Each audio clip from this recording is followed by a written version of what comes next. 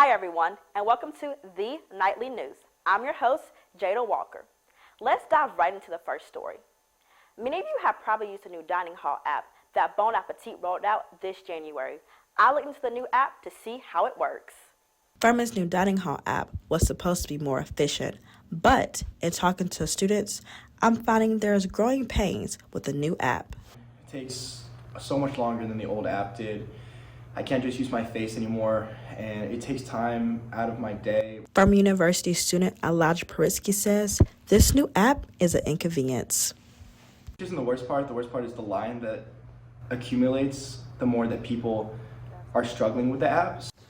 Before, students can scan their ID and go. Now, there's an inconvenient wait. Even though students are struggling, Tony McGirt, head of auxiliary services, believes the app is more efficient than before. Students can now just basically come in and swipe and go. They don't have to wait. It automatically resets itself. So it's a little bit faster. However, students are not able to scan and go.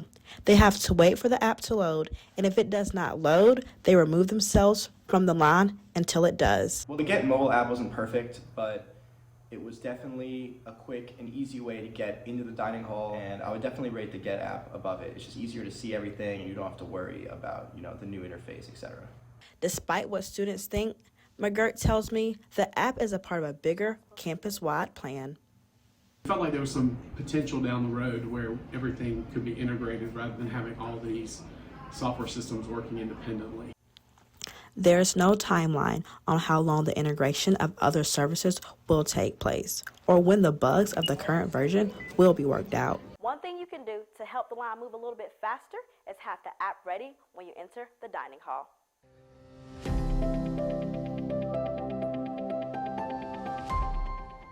We're right in the middle of rush, and the number of students applying to Greek organizations is down. Alex Mayer looked to what's happening. Alex? On October 21st, the Furman Greek Life participated in their annual bid day, which involves the recruitment of students to join their fraternities.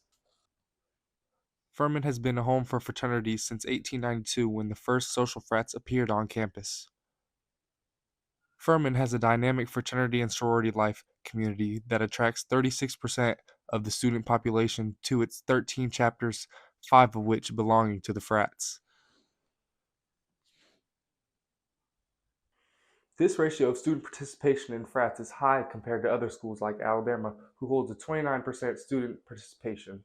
These numbers look a little different when there are percentages, though, considering Furman's small student body. But this year, there has been a decline in fraternity participation. I reached out to the Interfraternity Council, but they declined to speak on the issue. William Wallace, a junior here at Furman, is a member of the Sigma Chi fraternity, and here's what he had to say about the changing dynamics of Greek life here on campus.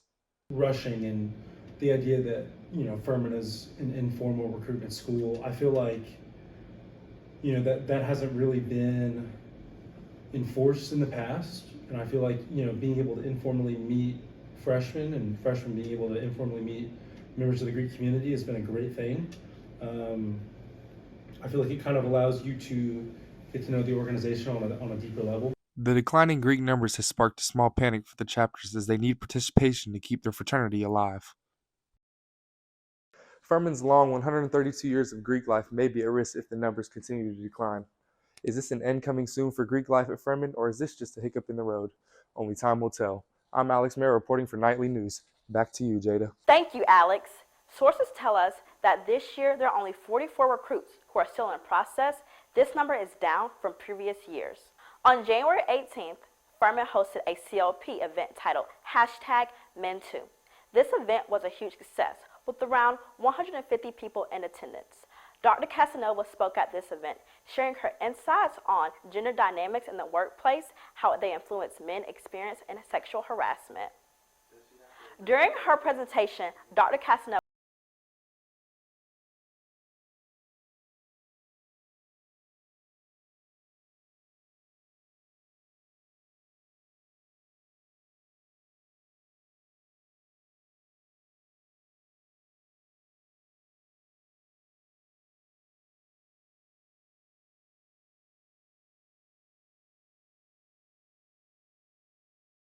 your calendar for Monday, February 12th at 5 p.m.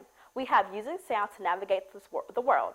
In the lecture, Dr. Moss will present details on the sounds featured that are used for ecological by animals and blind humans and the acoustic clues they use to localize objects in the environment. We'll, of course, keep you posted for more COPs that become available. Imagine this. You come back from winter break and some of your property is not where you left it.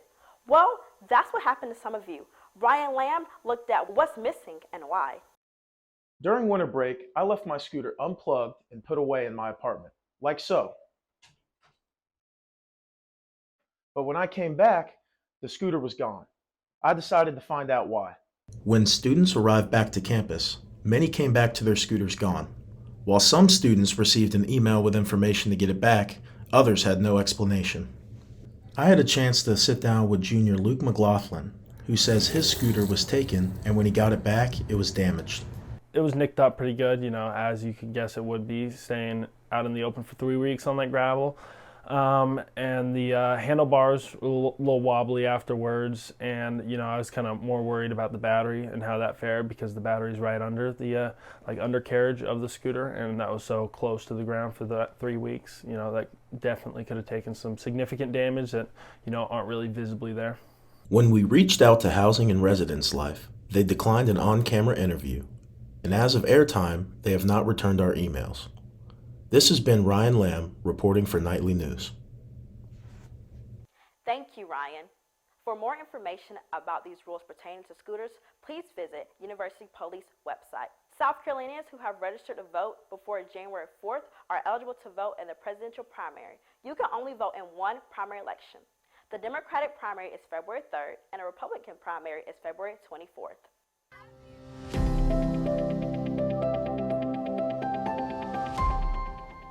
The music department is hosting a special event this week. Marissa Shabazz looked into it and what's happening. We got all the details from Marissa. Marissa? I'm here outside of McAllister Auditorium, which is expected to be filled to the brim this Friday for the music department's first ever Prism concert.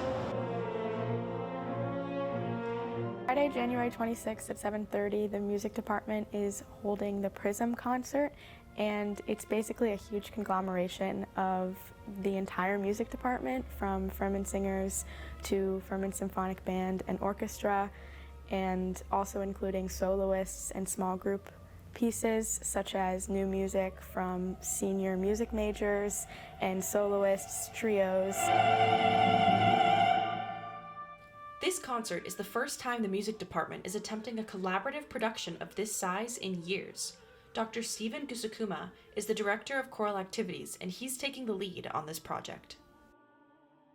It's also a good recruitment tool for us, so this falls on one of our audition weekends, and we have students that are coming to audition for the Department of Music this weekend, and will be able to attend the concert tonight.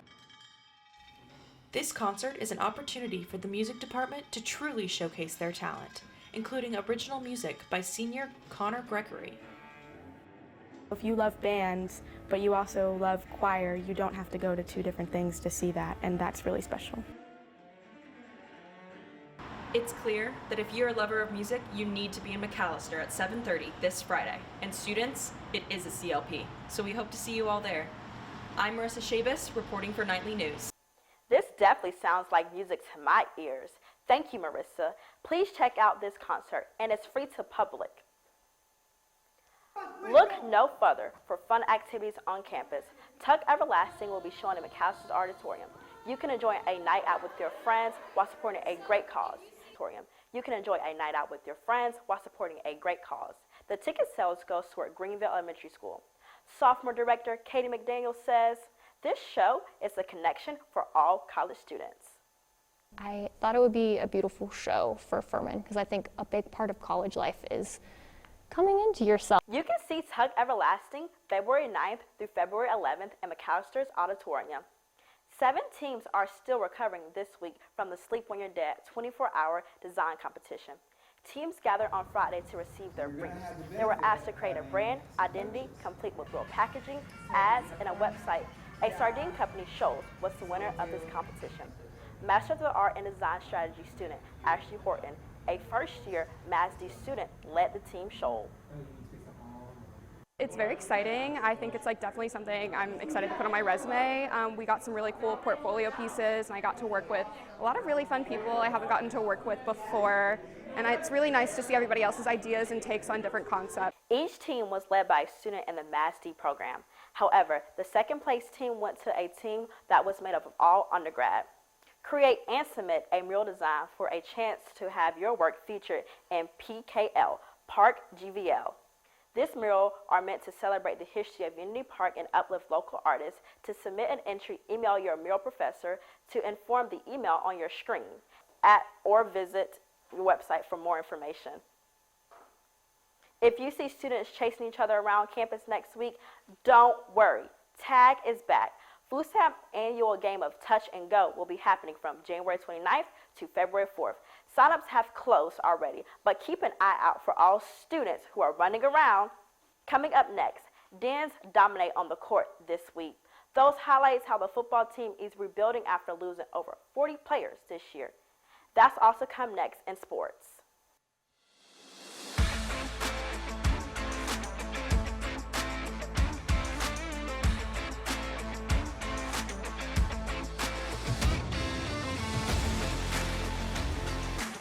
Thanks, Jada. We begin sports tonight by looking back a bit to the football season. For the first time in 33 years, the Paladin football team won an outright SoCon championship. Micah Robinson investigates into where that leaves us for next season. Micah? It was definitely a big season, but now the team faces a huge hurdle going through the loss of 42 seniors. 42 players have left Furman University's football team this year as they graduate and move on with their careers. That leaves many holes in the team that the coaching staff must fill. I think some of the big strategies we have in place this semester with losing so many guys from the past couple years in terms of leadership strategies are going to be to, one, put them in positions to be leaders. So something we do every offseason is an accountability draft and accountability teams. So we've already selected our top 20 guys to put them in those leadership roles kind of in a small 10-person team. And that's something where they've got to make sure they're not only handling their business, but they're also managing 8 to 9 other players throughout the spring semester. The Paladin coaching staff has heavily recruited this offseason, adding 12 new high school players during the early signing period and are looking to add a few more. There haven't been any transfer portal commits at this time. So to get the new recruits ready, Coach Vaughn says there will be way more developmental type workouts with drills. These will start next week. As a returning guy and a senior this year, I feel like I need to step up as a leader around here. There's not a lot of people that have played much, and there's not really a lot of guys that really know how it goes around here. So just focusing on being a good leader, leading the right way, leading by example on and off the field. As we approach the 2024 season, the Paladins look to keep up the good work and hopefully win another SoCon championship. This is Micah Robinson reporting for Nightly News Sports. Back to you, Ella. Thanks, Micah. Now for some exciting games. This past Saturday, men's basketball beat Western Carolina 65-62. We were tied at 62 when JP hit this three-pointer with only 6 seconds left in the game. Last night, the Dens kept their momentum rolling in Timmons Arena against Sanford. The Bulldogs entered the matchup leading the NCAA with 90 points per game and the longest winning streak in the NCAA. Marcus Foster led the team with 22 points and 11 rebounds. Alex Williams put up 16 points to help seal Furman's 78-68 win against the Bulldogs. The Dens win snapped Sanford's 17-game streak and marked head coach Bob Ritchie's 150th career win. Also on Thursday, men's basketball dominated VMI in Lexington, Virginia. Now, for the rest of Furman sports. Let's take a look at the scoreboard from other contests.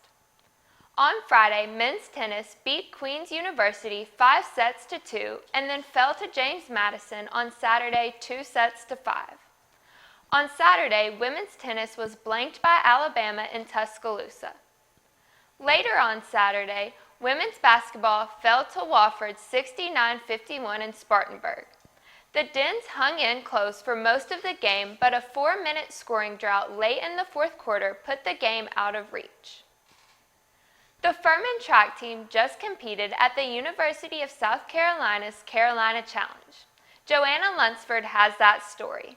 That's right, we have a new school record coming out of this meet. Let's take a look at the stat. To start off, senior Cameron Ponder paced senior Carson Williams to run a personal record of a 3-minute and 55-second mile, setting a new school record. Yeah, couldn't believe how fast I'd run. Going to the last lap, I thought I was somewhere around 3:57 pace, and I was like, okay, like I knew kind of where the school record fell, and I was like, if I can just get on the right side of 3:57, then maybe I have a chance to break it. So seeing 3:55 was a bit of a shock. In addition to that record, the Dens ran to 3 more gold medals. Senior Megan Marvin won the women's 800 meter with a time of 2 minutes and 9 seconds. Junior Sierra Bauer came in first for the mile for the women's with a personal best of 4 minutes and 45 seconds, and junior Nick Goldstein took the gold in the 2,000 meter with a time of 8 minutes and 12 seconds. Other standouts include Madeline Cadeau, Callie Harper, Luke Taylor, and Casey Burr, who all had personal bests in their respective races. I'm Joanna Lunsford reporting for the Nightly News. Back to you, Ella. This weekend, the team heads to Clemson for the Bob Pollock Invitational. We're wishing them the best of luck from here in the studio. Furman Athletics returns to action this weekend with men's tennis this Friday, hosting a doubleheader against Bellarmine.